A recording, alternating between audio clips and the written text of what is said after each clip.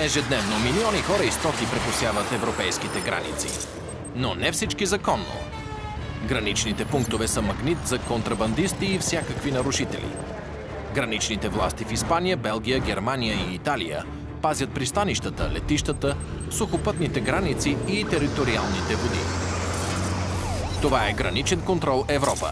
Винаги на щрек 24 часа.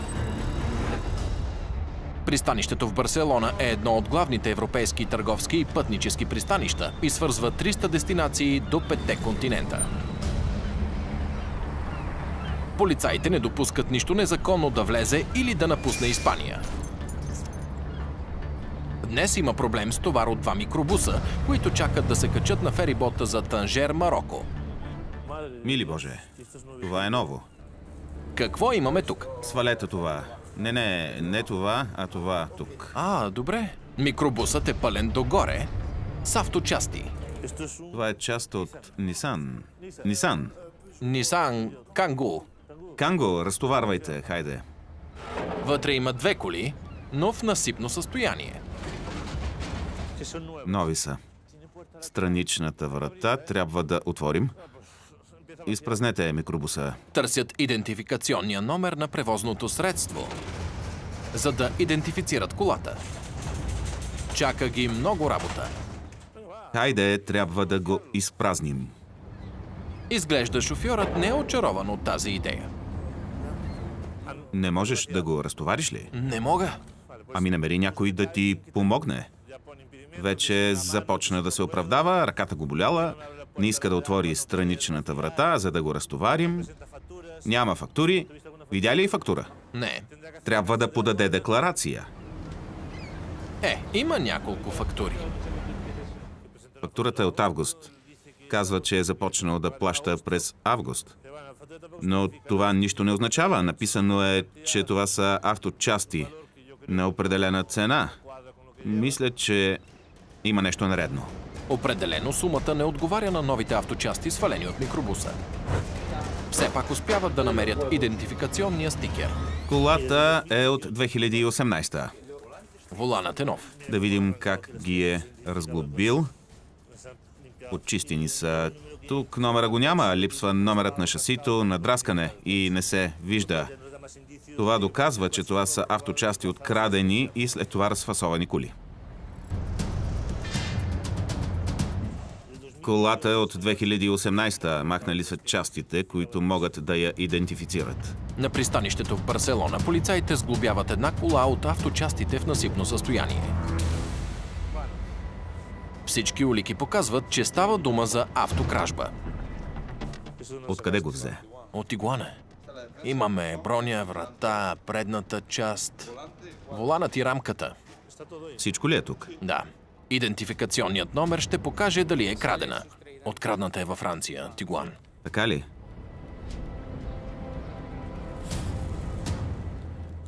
А документацията на колата?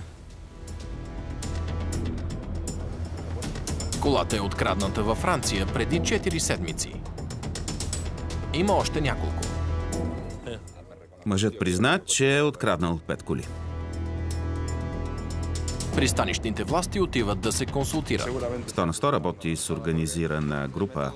Планът му е бил да се качи последен. Без билет. Купи си билет, след като се качи. Видя, че проверихме номера и сега признава, че пренася още 6 коли. Всички са крадени. Тигуан, Клио, Поло, Меган и Пежо 306. Остава още една кола. Крадените коли се увеличават, както и микробусите.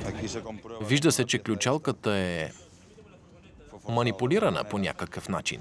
Време е да разтоварят всички авточасти от 2 микробуса. Но се налага да се преместят на по-голямо пространство. Да, ще ви ги дам. Ще е супер, ако ги идентифицирате днес. Трябва да извадим всички авточасти. Имаме човек, който ще ги идентифицира. Частите от големия автопъзел лека по лека се нареждат.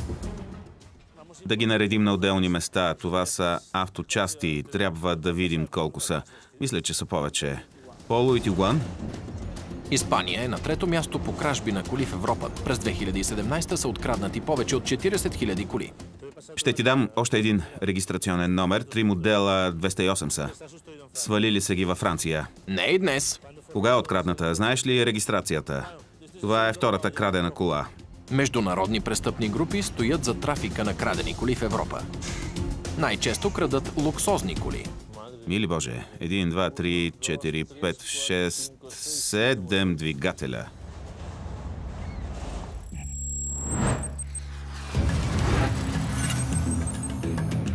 Киншаса през Луанда.